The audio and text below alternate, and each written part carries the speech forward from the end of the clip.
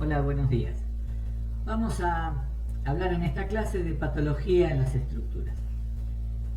Estamos frente a un caso real en el cual me ha tocado intervenir sobre patología en una vivienda en el barrio Abril de Hudson. Vamos a ver algunas imágenes. Luego vamos a ver distintos tipos de patologías en estructuras en general. Y en la última parte veremos la solución que se le ha dado a este caso que se presenta. Esta es una vivienda, decíamos, en el barrio Abril de Hudson, en la cual se nos pidió una intervención a raíz de ciertas grietas o fisuras que aparecían, como vemos a continuación. Tenemos algunos sectores de esa vivienda agrietada, no solamente en los muros, sino también en los pisos. Esta sería la losa sobre la planta baja. Varios sectores que ameritaban una intervención importante. Vamos a ver entonces ahora qué es la patología estructural y después retomaremos esta misma obra. La definición de patología estructural la establecemos en el estudio del comportamiento de las estructuras cuando presentan evidencias de fallas o comportamiento defectuoso. Esto sería la enfermedad. Investigando sus causas, lo que nos daría un diagnóstico, y planteando medidas correctivas, que sería la terapéutica, para recuperar condiciones de seguridad en el funcionamiento estructural. Fíjense que hablamos de enfermedad, diagnóstico y terapéutica. Podemos entonces asociar la patología estructural haciendo una analogía entre el edificio y el hombre. Tenemos tres conceptos claves que definen una situación patológica: los síntomas que evidencian una enfermedad, estudios necesarios para hacer un diagnóstico, finalmente el tratamiento a seguir. Nosotros nos vamos a referir particularmente a los tres primeros puntos: defectos en el diseño estructural, fallas en la ejecución de la obra y errores en la concepción o diseño de las fundaciones. Veamos distintos tipos de fisuras. Podemos diferenciar las fisuras en fisuras no estructurales, como las de retracción plástica, que son características del hormigón fresco,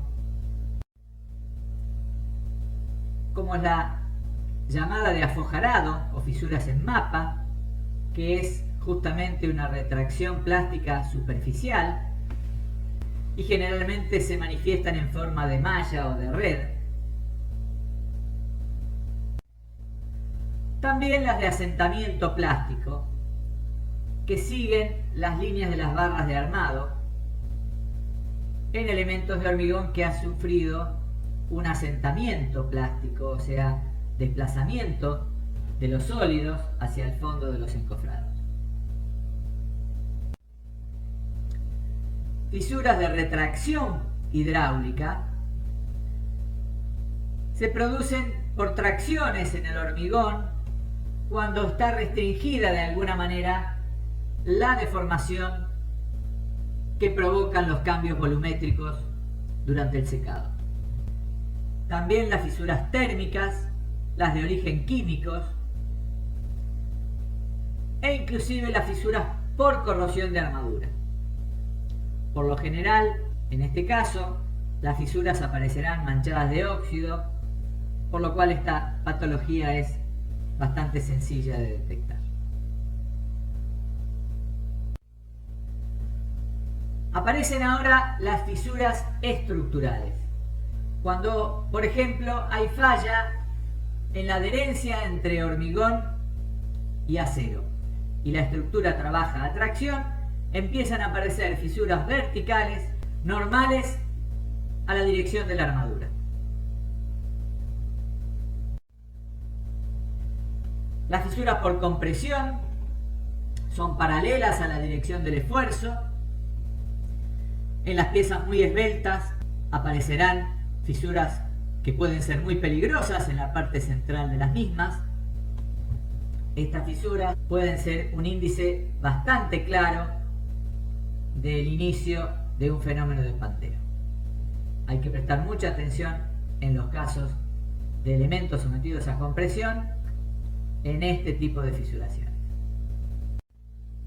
Las fisuras por tracción se presentan perpendiculares a la dirección del esfuerzo.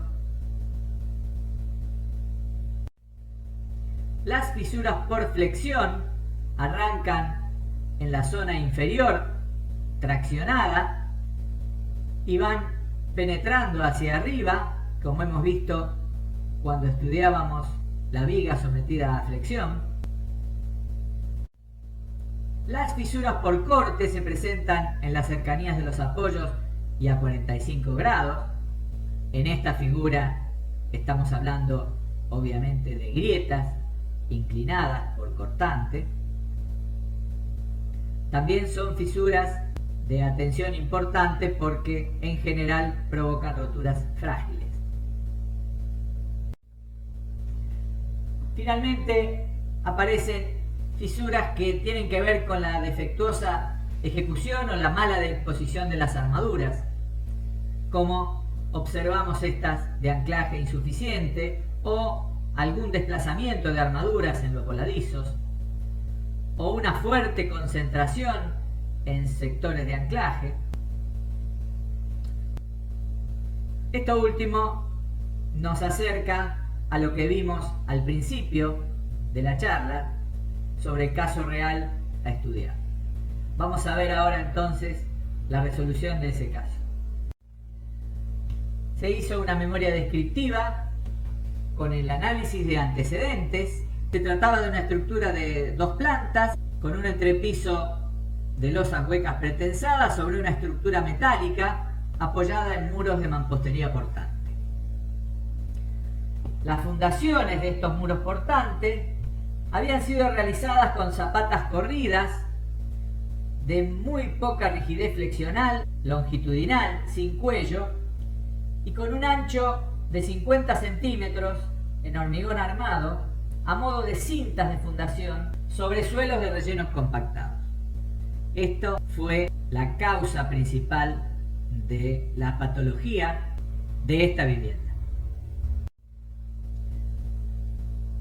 Se determinó hacer un estudio de suelos porque no había un estudio original para la vivienda que hubiera recomendado esas fundaciones.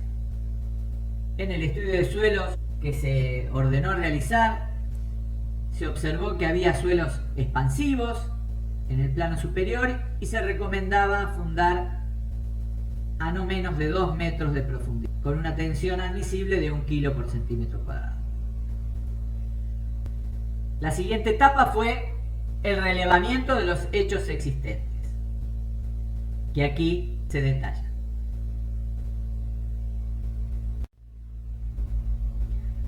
Hecho esto, a continuación se intentaron determinar las causas originarias de la deficiencia.